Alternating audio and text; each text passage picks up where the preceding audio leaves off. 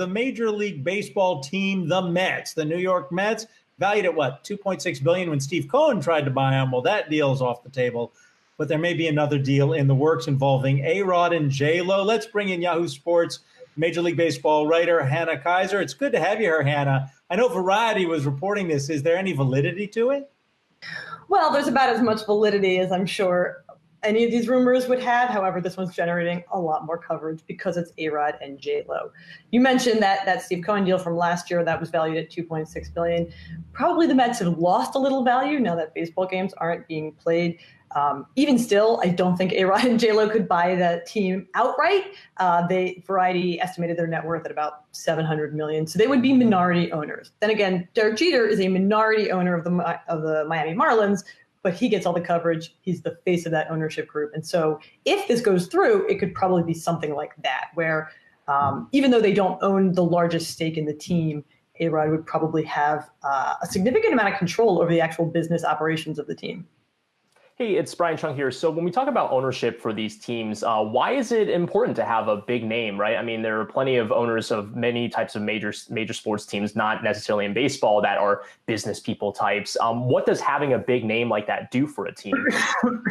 Well, for the Mets specifically, I think it would be getting out from under the Wilpons, who have been sort of albatrosses to the team and have really alienated a lot of the fan base, and particularly have been seen as too cheap to keep up with their crosstown rivals in the Yankees. And that's been a huge issue. And in fact, when this Steve Cohen deal fell apart, one of the points of contention was the issue of transferring ownership or control ownership from the Wilpons to these new owners, which was something that fans, I think, were looking forward to. And the Wilpons proved to be maybe not willing to give up that level of control. So it's not just the big name, although that would be great and maybe help them compete on a citywide scale for coverage with the Yankees. I think for Mets, they're really, part of the reason that they're the laughingstock is because this idea that the Wilpons have mismanaged them and have refused to build a team that can compete,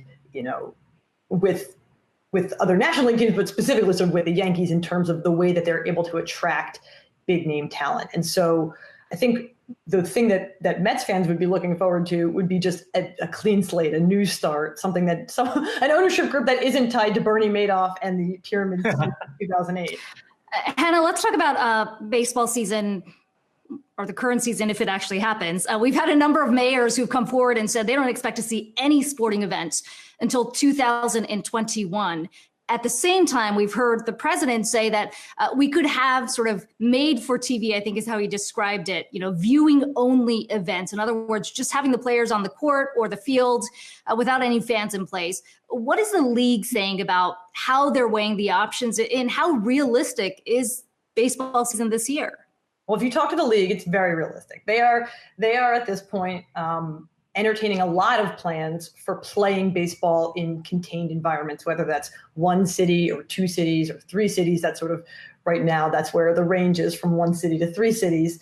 But they're not really entertaining, or at least they're not publicly talking about what it might look like to cancel baseball outright. They have the ability to do that because the season is so long and because pretty early on in this process, the league and the Players Association, the union, got on the same page saying that they would play later. So they would be very willing to sort of play past October and into the fall and even into the winter if they could find warm weather stadiums or closed roof stadiums. So they bought themselves some time. They could conceivably, they're really only waiting on the pandemic to be controlled enough anywhere between now and like December. So they're still saying that they will definitely get some baseball in.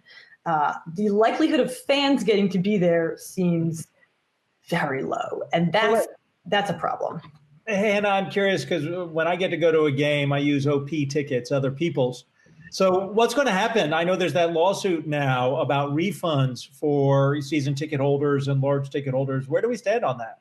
Yeah, so because the league hasn't canceled games, because they're still saying this is all a postponement, they haven't had to refund any tickets. Lots of people already purchased tickets for 2020, and they're mad because they want their money back because they're pretty sure they're not going to get to see baseball games in March or April or May or maybe even June at this point. And so there's been a lawsuit, a class action lawsuit filed in the U.S. District Court of Los Angeles, even though the first two plaintiffs are New York fans. Are filing in L.A. because it's more consumer friendly. And they're saying, we want our money back. They're suing MLB. They're suing all 30 teams. They're suing Manfred. They're also suing, StubHub and Ticketmaster and Live Nation. And they have a pretty good case because it does not look like fans are going to get to go to baseball games this year. Now, the issue comes down to how MLB repays them. And probably they will not actually pay out because even big businesses like Major League Baseball are hemorrhaging money at this point. Probably they'll end up doing something like a ticket swap for you get a ticket for a 2021 game, which essentially means that fans have given Major League Baseball millions of dollars in a loan. I wonder how Harry Carey would respond to all of this if we get a medium and maybe channel his spirit. But fortunately, none of us will do an impersonation of him. Hannah Kaiser, thank you so much for being here. Yahoo Sports, Major League Baseball writer. Good to see you. Hey, investors. Zach Guzman here. Are you interested in learning more about the markets and getting the latest financial news? Well, then click right here to subscribe to our Yahoo Finance YouTube channel. Get the latest up-to-the-minute market analysis, big interviews in the world of finance, and information on how to manage your money every day wherever you are.